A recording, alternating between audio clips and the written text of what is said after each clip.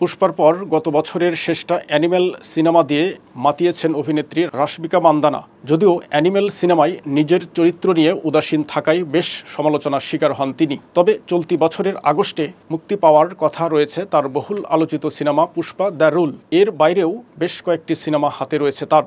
সেই তালিকায় কদিন আগে যুক্ত হয়েছে বলিউড সিনেমা সিকান্দার।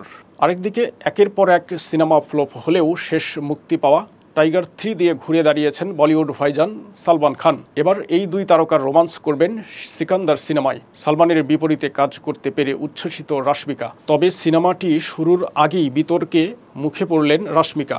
দুজনের বয়সের পার্থক্য নিয়ে প্রশ্ন তুলেছেন নেটিজেনরা। তাদের একাংশ সালমান রাশমিকা জুটিকে বাবা মেয়ের সম্পর্কের সঙ্গেও তুলনা করেছেন। অন্যদিকে সালমানের বিপরীতে অভিনেত্রীদের তেমন অভিনয় দক্ষতা দেখানোর সুযোগ থাকে না। অধিকাংশ সিনেমাতেই নায়িকারা সালমানের সঙ্গে নাচ ও প্রেমের দৃশ্যে যোগ দেন।